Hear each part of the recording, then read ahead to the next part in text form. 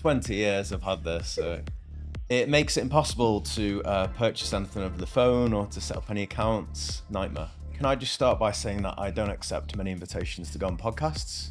And the reason I don't accept many invitations is because I don't get many. Family Guy nerds out there, you might know that his father's name is Francis Griffin. My middle name, Francis. So Peter Francis Griffin. No freaking way. I think when we perform, it's a lot like that. And the great thing about our company, and actually more importantly, our actors, is they can adjust. They know what's right in the moment. Should we do this part here? Should we put this joke in here? Should we try something else here? We're very good at adjusting on the fly. Hey, you beautiful humans, and welcome back to Creative Ones on Anqor podcast. I remain your host, Chine Prince. My guest today is the founder of the biggest murder mystery experience in the Middle East, or I'll say in the world. So I brought him on here to have a chat about his life and the murder mystery. Ladies and gentlemen, the man, the legend, Peter Griffin. Thank you very much. And can I just start by saying that I don't accept many invitations to go on podcasts? And the reason I don't accept many invitations is because I don't get many. So thank you for having me. It's a pleasure to be here today in this lovely room. It's good to have you, Great Peter. to have you here. Before we start, I just want to ask: did people give you a lot of grief for your name, Peter Griffin? Oh man, I've had it for, when did the show start? 2002, 2003? Yeah, 20 years I've had this. So it makes it impossible to purchase anything over the phone or to set up any accounts. Nightmare. So it's like Peter Griffin. I'm like, are you making a joke right now, bro? It's like that whole situation. Yeah, I've had this a long time. Well, you had the name before Family Guy absolutely. came into place, and It does get a little bit weirder though. For any Family Guy nerds out there, you might know that his father's name is Francis Griffin. My middle name, Francis. So Peter Francis Griffin. no freaking way. Okay, I didn't even know this one. So this is like what's the exclusive is what I'll call it. Absolutely, yeah. That's the first time that's been revealed. I just need a dog called Brian. Okay. And then I'm that's set. easy. That's easily arranged. Yeah. That's easy. You can basically just go get a adopted dog or something. Yeah. Don't let my wife hear that though, because I don't want any more dogs. All right. Just so we'll get started. So I remember one time. So I don't know if it was you or someone said something about being in a boy band, but you were in a boy band, right, in the past? I was in a band, yes. So back in my younger days, I picked up the guitar, learned to sing a little bit, and spent about a decade and a half playing in a band. That was my main thing, really, for many years. We got to play all over the world, which was really cool. So where did the love for murder mystery come from? That's an excellent question. I think it creeped up on me like a killer in the night over many years. So I started as a teenager being a writer, and I loved writing when I was at school. As a shy teen, I didn't know many things that I was good at, but I knew I was good at writing in English. And so I loved writing stories. Fast forward a few years to being at college, and I picked up a guitar and wanted to be in a band. A few years after that, I decided to try acting. And I guess the murder mystery is like an amalgamation of all those components coming together. So the writing, the performing, the giving an audience an experience. It all kind of slipped into place over time. Yeah. Just before we get into the murder mystery of it all, the music, the boy band, you said you traveled the world, or you traveled to certain places. Yes. Do you have like the rock star treatment that most people have, or were you guys a little bit famous? Sometimes we got free drinks. Hey man, free drinks I will take any day, anytime. So that's something. But was it as crazy? Were you in the boy band? Because a lot of British folks were crazy about boy bands and all that. So was that the reason you guys wanted to be one of those guys? Yeah, I mean it was more a rock band, I'd say, than a boy band, maybe like a pop rock band. But I've got so many fond memories of doing that and getting to perform in front of lots of different people, and the crazy moments of being in a van on tour that's breaking down, and this, I mean that's a whole podcast in itself probably, but so many fond memories of doing it, and I don't regret any of it. It was really cool. Of course. So would you say that having been in that situation, dealing with audiences all those years ago has helped you better in this company that you've established now, the Modern Mystery Experience, how to navigate audiences and talking to clients? Absolutely. That's a really good question, but absolutely. I think a huge part of performance is learning through the failures as well and the things that don't work as much as the things that do. And when you're in a live performance situation, you've got to be open to all those things that could go wrong or could go right. And I guess you kind of record all of those in your body and carry them forward. So most definitely those experiences have helped to kind of shape how we interact with our audiences now in the murder mystery experience. Yeah, it's true. While you were saying some of those stuff, you said something about failures. Coming up with the Modern Mystery Experience, especially here in the Middle East. First of all, did you start it first in the Middle East or did you start elsewhere first? Yes, so we started the company here in Dubai in 2020 during COVID, which was a masterstroke of timing on my part, right? That's right.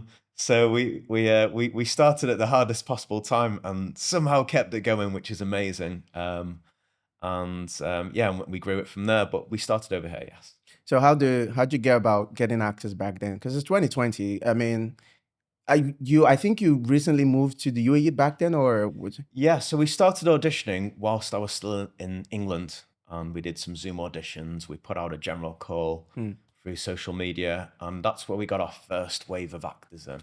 And we were lucky to get some really cool, really wonderful people on board. And then from that, it's all been word of mouth. So one actor joins, recommends us to someone else, and that's been a really good way of making sure that we get the right sort of person on board who's going to be a really good fit for our team. So you think it's important to have like not just amazing actors, you have to have people with like good chemistry, good synergy.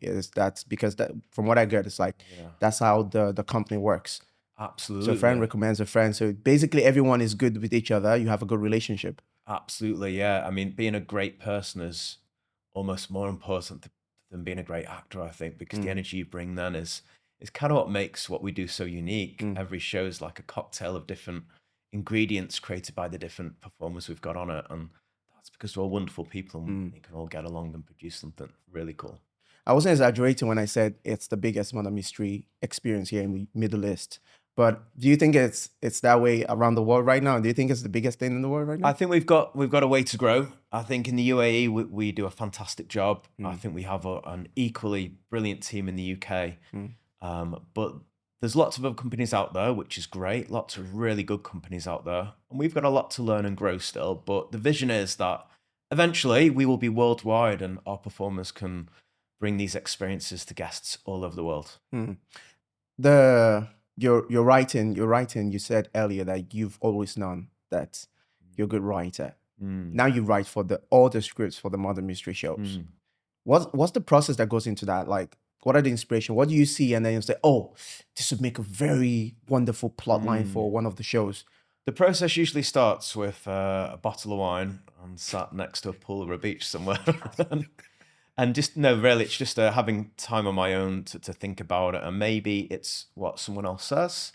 So maybe one of the actors or my wonderful wife will say, have you thought about doing a murder mystery based on this or based on that? And then once I've got that seed of an idea, I kind of run with it and try and grow that seed. I pour the water on it and put the sunlight on it and see what we can produce. Do you have any favorites of all of them? Or not just one, maybe two or three?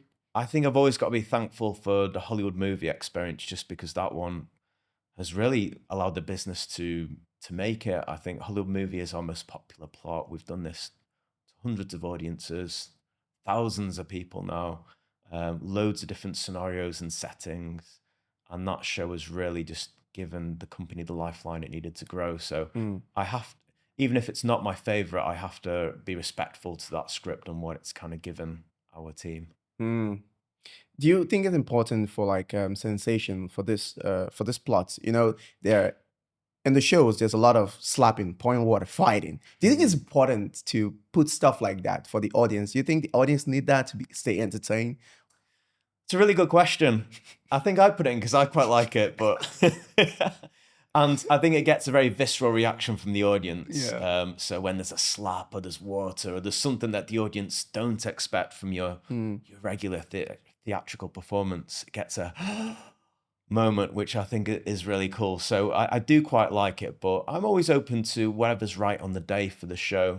I think a good theatrical performance is a bit like surfing a wave, in that the audience bring half of the experience on the day. Like a surfer goes out to take on a big wave, and he or she has to adjust whilst on the wave to get their balance, decide when to start, when to stop the maneuvering. I think when we perform, it's a lot like that. And the great thing about our company, and actually more importantly, our actors, is they can adjust. They know what's right in the moment. Should we do this part here? Should we put this joke in here? Should we try something else here?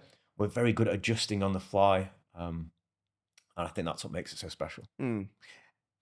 That is true, because I've worked with the company, of course, over the 2-3 years, and sometimes it's really it can get quite intricate, trying to navigate how to deal with audiences. So yeah, it's good to have people that understand the stuff going in. The company, Mother Mystery Experience. Setting up a company it's a tough thing. No matter where you're at. What were some of the small challenges, the major challenges that you had to face before setting up this company of yours? And also, were there people that you looked up to, like, creating companies and all that, CEOs, so people that you looked at and said, oh man, I like what they're doing. That's motivated me to do stuff. Is there people like that out there? That's an awesome question. To be honest, I have the easiest job in the world. So setting up the company, I mean, I started it, but I think who really created it is all the team, is all the performers. So I was very fortunate that I kind of brought these people together, and they create the magic now. I just kind of point them in the right direction.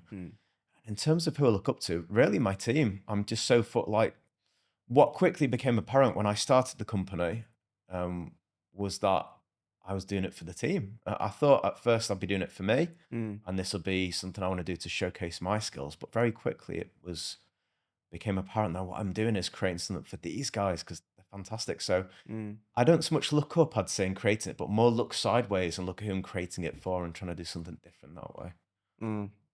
And then hiring actors, like you said earlier, you have to find the synergy and all that.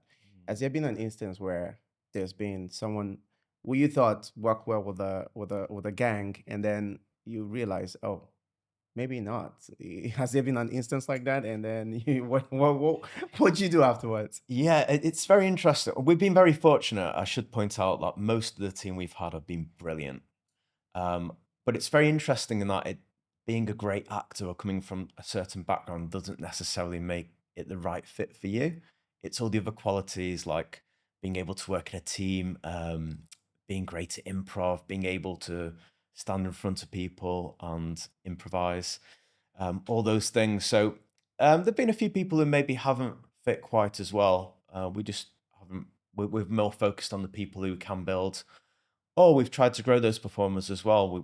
We set up workshops to help them. I think it's important to give everyone a chance who comes through our doors. Anyone who performs, I think we owe them a shot at doing it, because I think the chance to perform over in the UAE is so slim as it is, and I really like the fact we can offer them paid work and give them a chance to have that. So if someone comes through our doors on a recommendation of one of my actors, I will always strive to give them a shot. Yeah. And I'll also try and build them if we can. So we're very fortunate that most of the time they succeed and they fly the nest in style. It's true, 100%. The model in which you work as a person, the way you carry yourself as a company owner, the way you treat your cast, even the way the shows are run. Because what happens is a new script, you get the script, everyone that is involved in that particular plot, there's a Zoom call. You read the whole script, and then that's it. Show day, an hour or two before, there's a rehearsal. Yeah, and that's it. That most people say that's insane. Most people say that is really insane. What made you think that was a good idea? Trust. I trust the team with my life, my fictional life on the show if my character's dying, but also my life as well. So we've got such a good team, and I think a lot of the magic of the show, the performance, comes from the unknown as well. I think you can over rehearse to to an extent, and I think it's enough. I think what we do is enough. Like I love unveiling a new script to a team. It's like unwrapping a present for everyone and introducing them to the characters. That's actually my favorite part, is that initial reading I get to do of a new script with my team, and it's like, guys, I can't wait for you to have this character. But yeah, I mean, okay, it can on the day of the show, it can get a little tense when we've got 10 minutes to go and someone's turned up late and we're about to go out and we've not rehearsed a fight or this or that. But I also think that things are only worth doing if they either get you excited or scared. And I think a little bit of nerves and a little bit of tension helps to propel the performance forward all the more when we go out there. So we're certainly not bored. Yeah. We have to be on edge to make it work. Yeah, that's true. That's true because, oh boy, sometimes we'll be like, whoo, where's this person? We're about to go on stage. We haven't done this fight. But I think for the most part now, except if you're new, everyone already knows what they're supposed to do, even with the fight scenes and all that, because it's always a fight scene. Yes. There's always someone slapping someone. Yes. It's like very Telemundo, melodramatic and stuff, but it's very exciting stuff. But you're an actor yourself. What do you think what do you do that you think actors out there should do to always keep themselves ready and also marketable for potential employers? That's a really great question. So I'll answer this through the head of I guess the company owner first. So if the question was, how can they market themselves to work with us, or what gives them the qualities to work for a company? If I'm looking to hire an actor, the first thing I look for is the quality of the person. Are they going to work as a team? Can they listen? Can they follow instruction? Are they reliable? Can I trust them to be there? Can I trust them to do their part? I'd say they're the main skills. And the other thing I'd say is to lean into what makes you unique. We're so fortunate as human beings that we are all different. And I don't think we should shy away from the things that make us weird or different. We should lean into it as an actor and make that your real strength.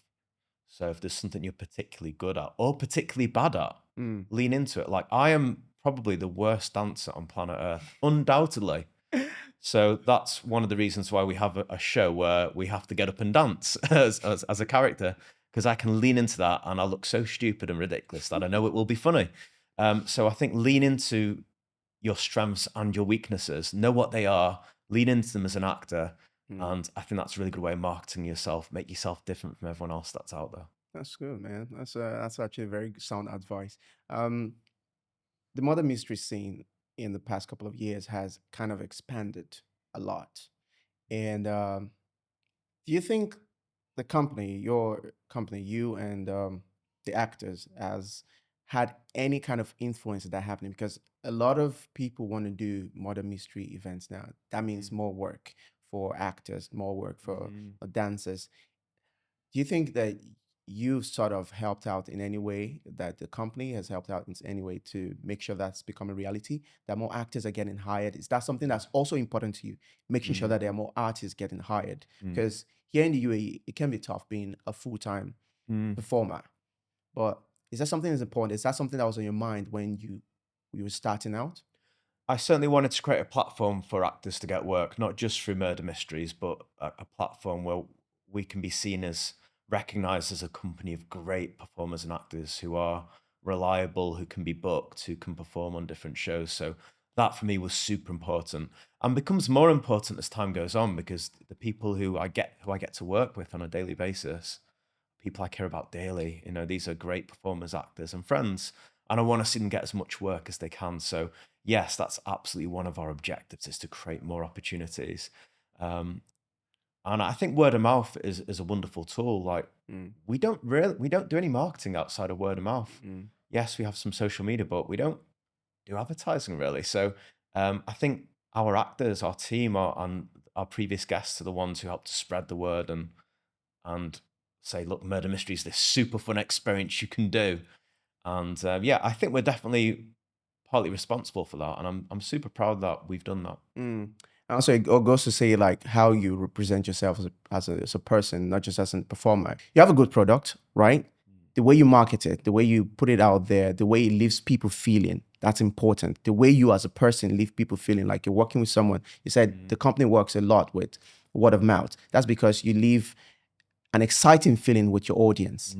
So as a performer, as an actor, that's something that you should also work towards. Like, I just did this performance. I'm getting all these amazing reviews.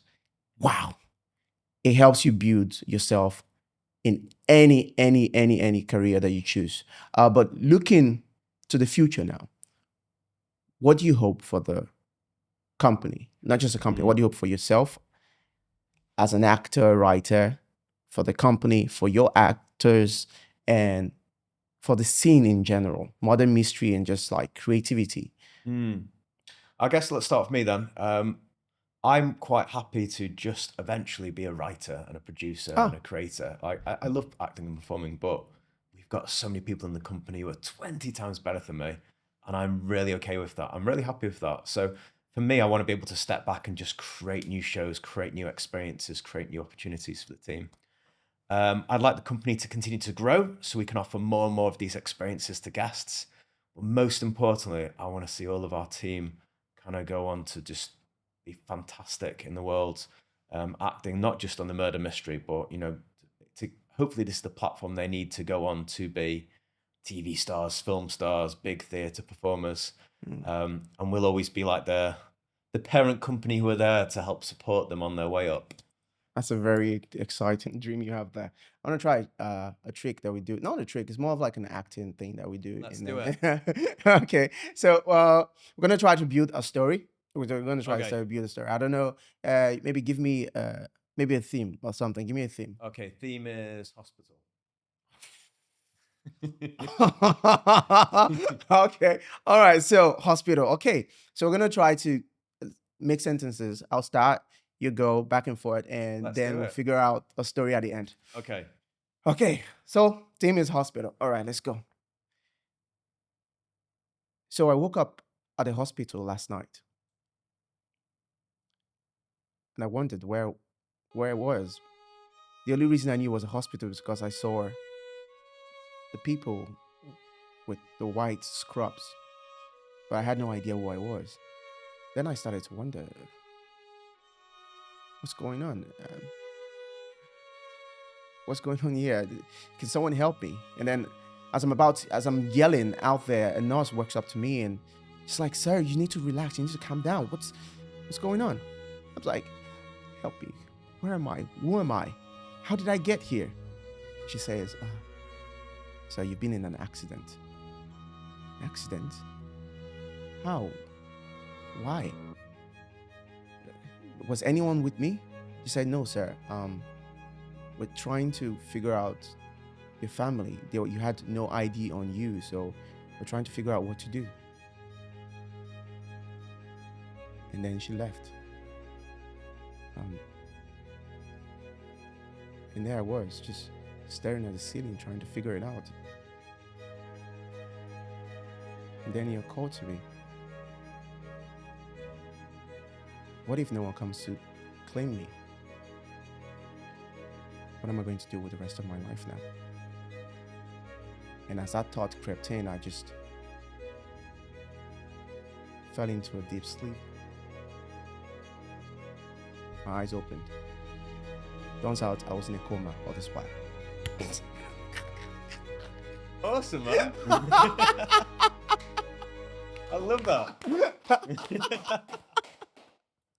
Oh my God, that was on the edge of my seat, bro. So that was rough. That was tough. That was really tough, man. It's hard coming up with this stuff on the go. You want to give it a try? Yeah, absolutely. All right. You want to use hospital, or should I give you like You another can one? give me whatever you want. A bakery. All right.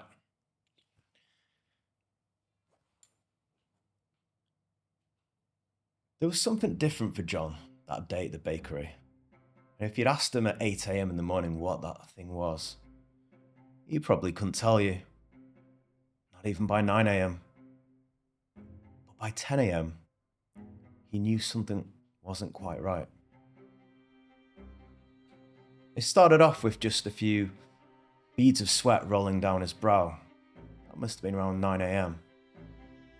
By 10, he was drenched, absolutely soaked through, to the point where he and all his co-workers just had to put down their tools and stop. Production line closed.